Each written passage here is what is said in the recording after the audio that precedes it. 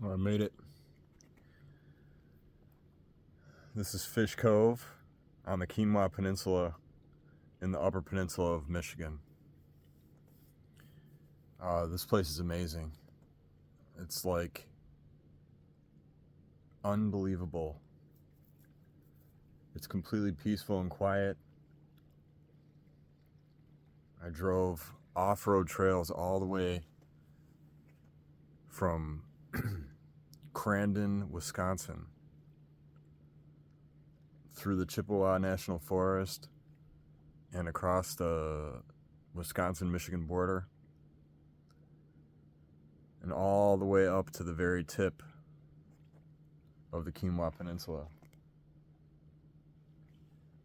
I think it was about a little over 100 miles of off-road trail, a lot of it USDA forest trails, a lot of it logging trails, and then a percentage of it just good old-fashioned mud ruts, which was interesting.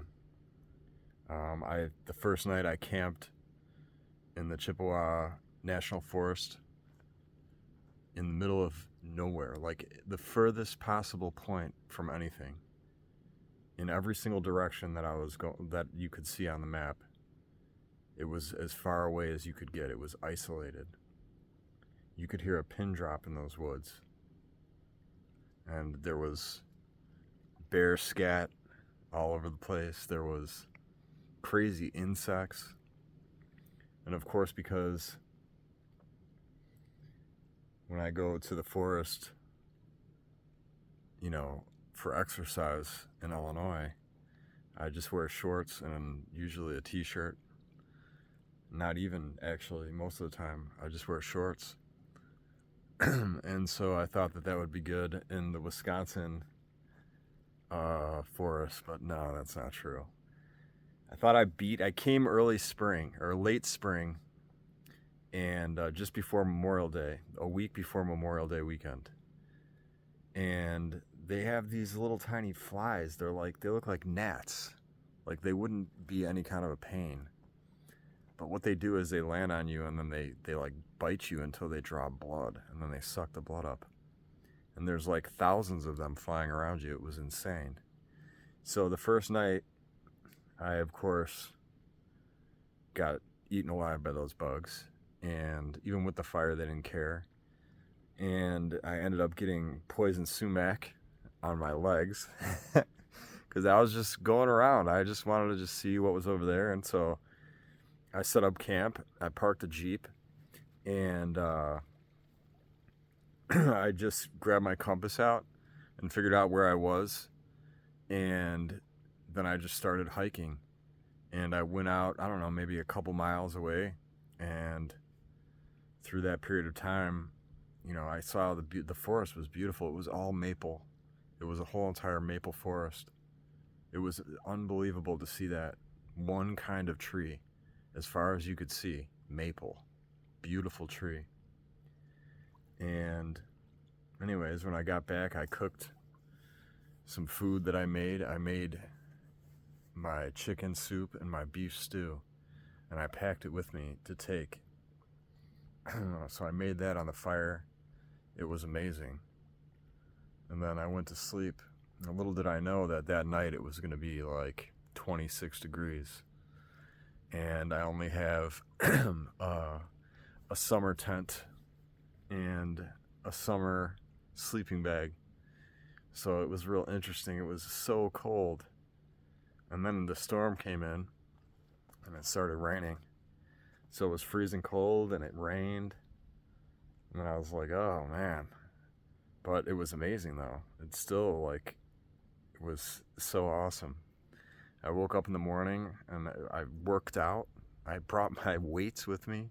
I brought some 20-pound dumbbells so that I could do light workout. And I worked out for about 2 hours in the morning.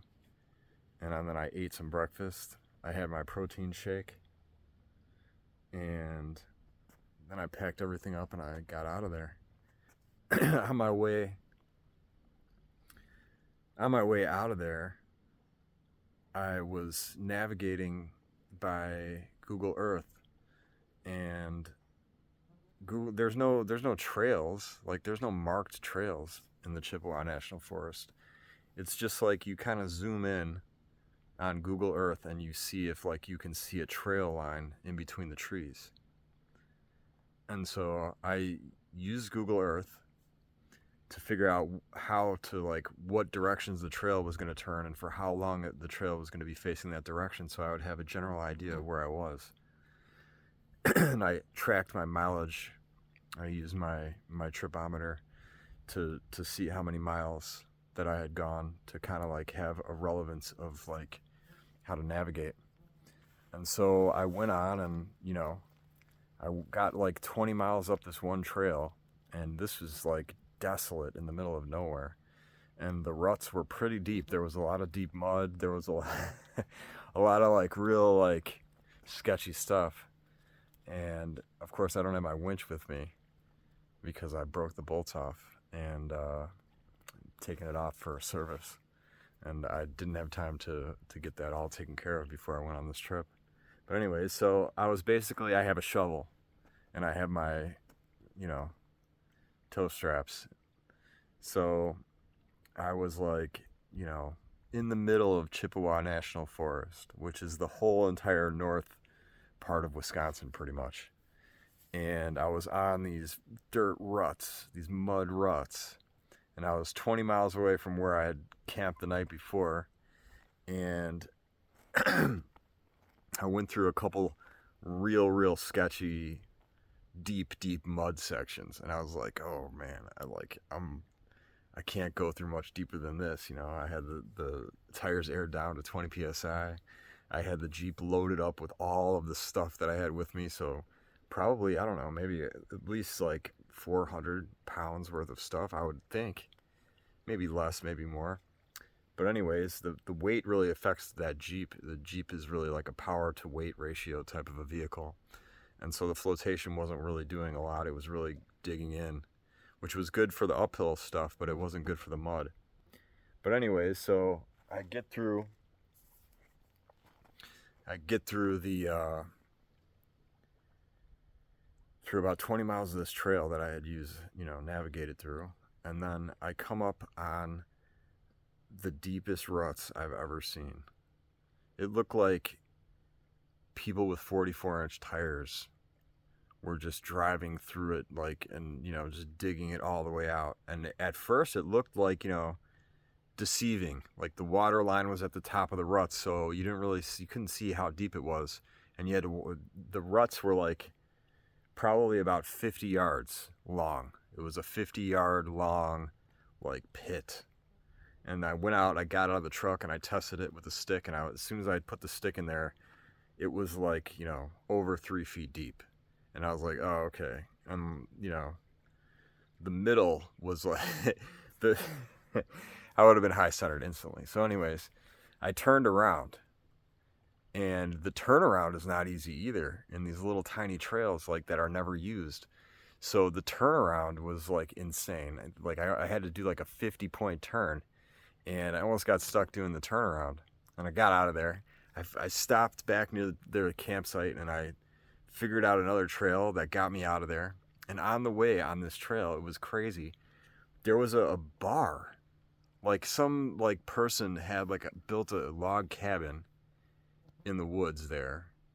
And it was like a bar where people would join up. So I guess they use these trails during the winter for snowmobiles.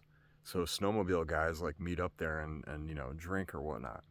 But so that was like totally random, and I couldn't even believe that was in the middle of that place.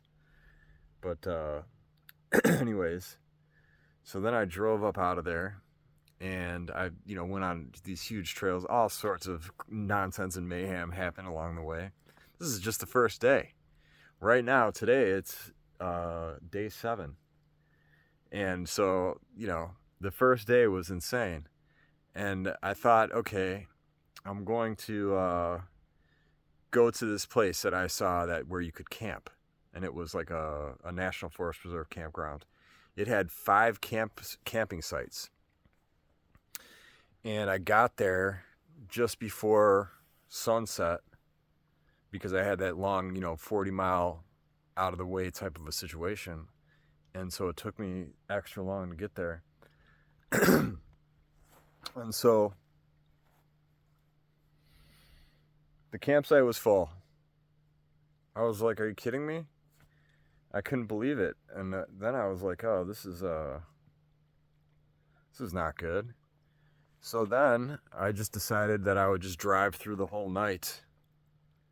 So the second night, I just drove the whole night on off-road trails, and I crossed the Wisconsin-Michigan border in the middle of the night, and then like I got into some town called Houghton, and it was probably about like 4 a.m. And so I pulled into some Farm and Fleet parking lot, and I slept there. And and some kids were doing donuts in the parking lot in their pickup trucks, which was hilarious. And I guess it was like the local spot where people went and did donuts. But anyways, so I woke up in the morning and I drove into the town of Houghton, which is beautiful. It's amazing. I went out onto I went and got breakfast, and then I sat in the bay and I ate breakfast there. And it was just, breathtaking views. And it was real peaceful. It was real cold too. It was very cold, but it was still nice. And after that long, probably about, I don't know, maybe 75 miles or so, or 80 miles, something like that, of off-road, I was thinking, I had about 1,000 miles. I just changed the oil in the Jeep like 1,000 miles before I went on this trip. And then I was thinking to myself, I'm like, you know what? I better change the oil. And so I went to O'Reilly's, and then I did an oil change in the parking lot. I broke the oil filler cap. I was like, I couldn't even believe it. Luckily, I brought all my tools with me. So I had a flathead screwdriver, and I hammered a wedge. I hammered it into the side and hammered it left and got it off unbelievably. So I did the oil change and bought a new plug. So I'm already day 2 buying auto parts. Crazy. Not that big of a deal, but anyways. So then I start to get out of there. I go to this old mine that's on top of this massive hill that overlooks the whole entire area. And I spend a couple hours walking around, taking pictures. They had all these steam engines and old locomotives and this big copper, not a mine, but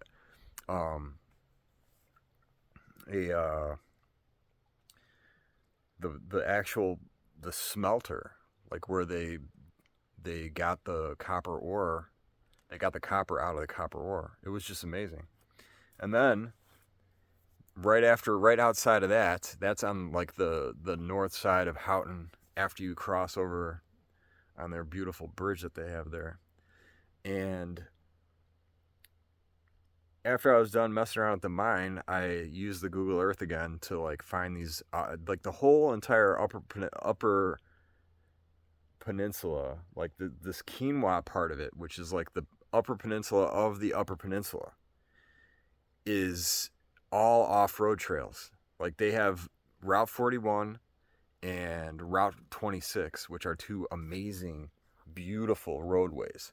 But everything else is pretty much gravel roads and service or mining roads.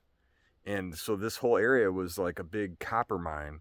So all of the this was in the early 1900s. So all of the roads were built during the 1900s, and they're in the state of they're maintained, but they're not you can drive down them real easy. You know what I mean? It's there's huge mud puddles and off camber and just crazy stuff. So I took those mining roads from behind the big smelter, and I drove straight up to the town of Gay. It's called Gay, Michigan, which is hilarious. because the road, like after you get off of the off-road part, they have a road, and it's called Gay Road. And the road is literally a straight line for like 12 miles. So I was thinking to myself, like, they were a little bit like not happy with the name, of their town being gay. So they made their road like super straight. But anyways, so I drove to this place, a rustic campground, it said, and it was right on the beach of Lake Superior, like directly on the beach. And I camped there. I set up camp, and I cooked and ate, and I slept on the beach, and it was unbelievable. But, okay, it was freezing cold. It was another one of these nights where it was just like below freezing. It was so cold. I was right, and the wind was blowing at like 50 miles an hour, like big gusts, and it just sucks the heat right out of everything.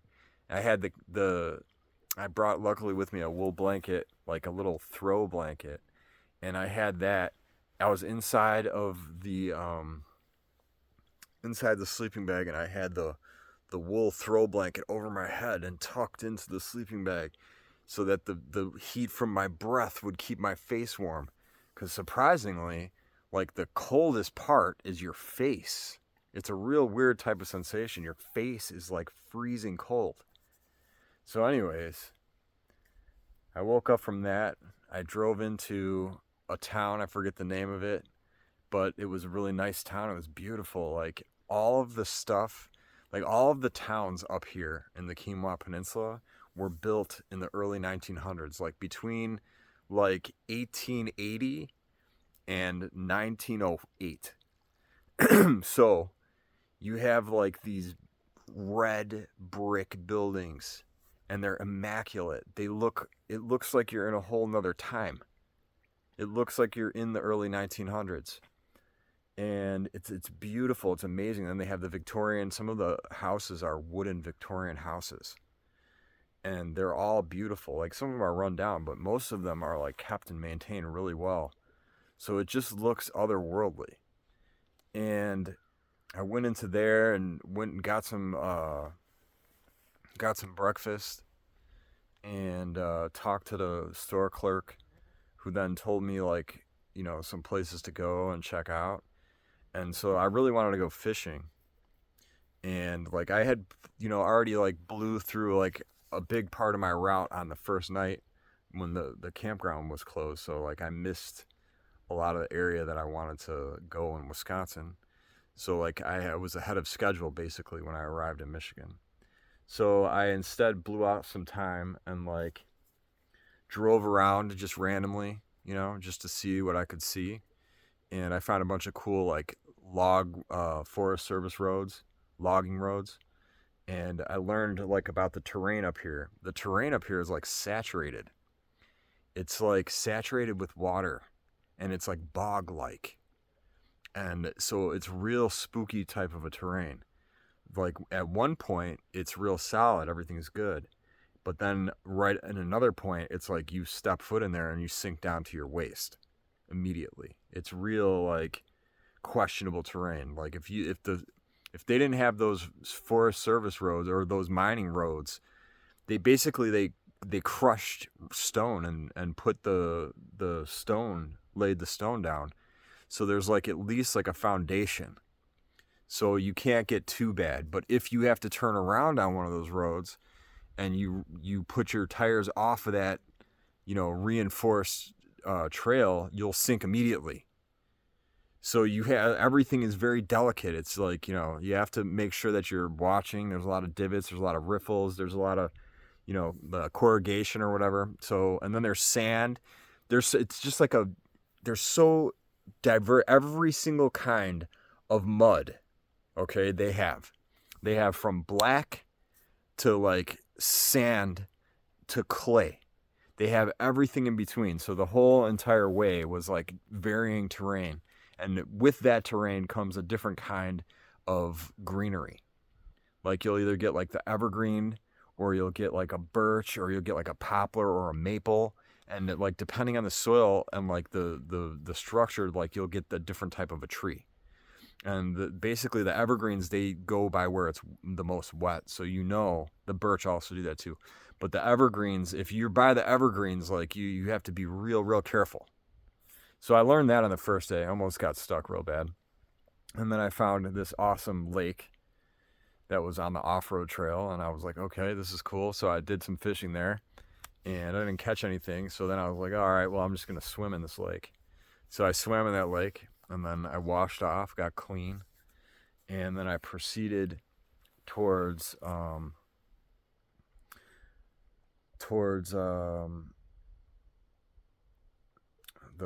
tip, I can't think of the name of it, the bay where I was gonna sleep. And I'm gonna pause it here.